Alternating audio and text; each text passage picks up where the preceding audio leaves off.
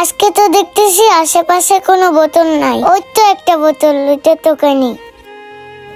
না না ভাই, আপনাদের প্রজেক্টটা এত টাকা দিয়ে করা যাবে না, টাকা বেশি হয়েছে, এত টাকা করা যাবে না। বাবা, আচ্ছা ভাই, আপনাকে একটু পরে কল দিতে আছে।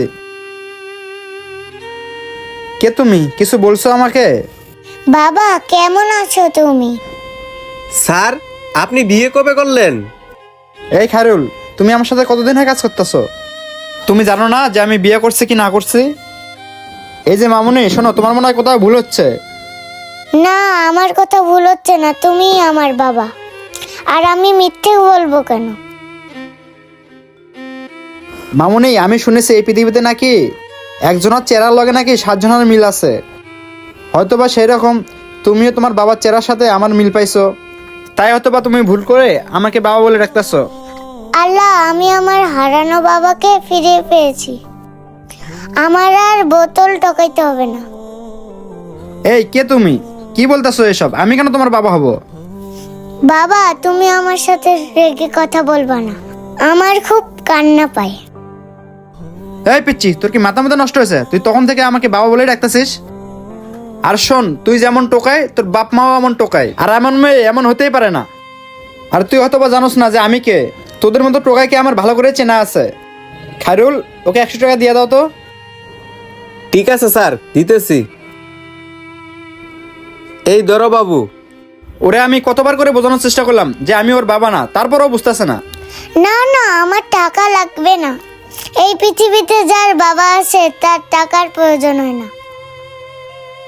একটা মেয়ের কাছে তার বাবাই সব। ওই টোকাইয়ের বাচ্চা, টাকা নিলে নে, না নিলে এখান থেকে চলে যা। বাবা, মা না অনেক অসুস্থ, চলো না মাকে দেখে আসি। মাকে না হয় তুমি এক নজর দেখার পর চলে যেও। স্যার, মানলাম মেয়েটা আপনার রক্তের সাথে কোনো সম্পর্ক নেই। মেয়েটা যখন এত করে বলতাছে, চলেন না ভাই একটা নজর দেখে আসি। খায়রুল, তুমি এসব কি বলতেছো? একটু পরে আমাদের একটা মিটিং আছে, ওকে আমরা কিভাবে সময় দেব? স্যার, মিটিংটা নয় আমরা কালকে করব।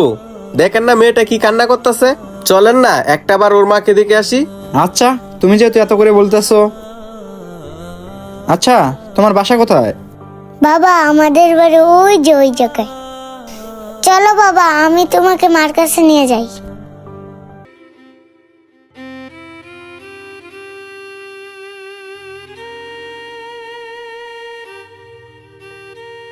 এই মেয়ে, তুমি কেন আমাকে কবরস্থানে নিয়ে আসলা?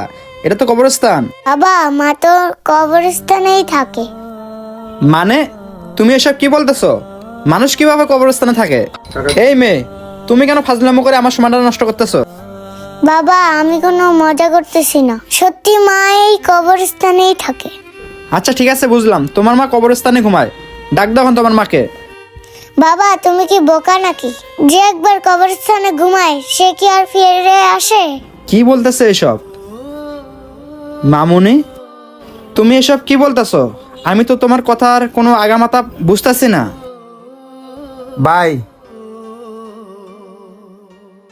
মানে আপনাকে আমি বুঝায় বলতাছি।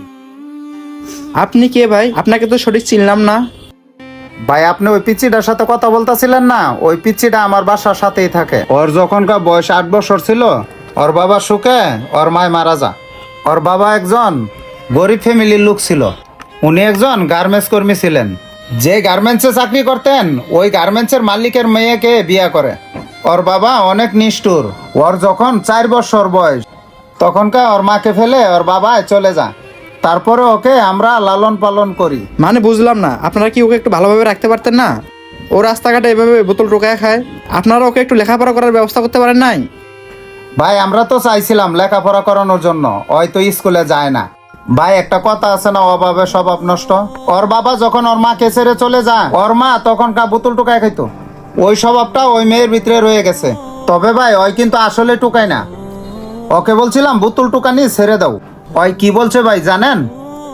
ওই বলে যে বোতল টুকাইলে নাকি ওর মায় নাকি সবসময় ওর পাশে থাকে, এটাই নাকি ওর অনুভব মনে হয়। আর সবচেয়ে থেকে বড় অবাক করার বিষয় হচ্ছে কি জানেন? ওই আজ পর্যন্ত কাউকে বাবা বলে ডাকেনি। আমি আজ পর্যন্ত কত আদর যত্ন করছি, তারপরে আমাকে বাবা বলে ডাকিনি। আজকে ফার্স্ট টাইম ওকে দেখলাম বাবা বলে ডাকলো, তাও আবার আপনাকে। আচ্ছা ভাই 1 মিনিট। আচ্ছা ওর মায়ের নামটা কি আপনি বলবেন আমাকে একটু? ওর মায়ের নাম সাথী। সাথী মানে বুঝলাম না। আচ্ছা ভাই 1 মিনিট।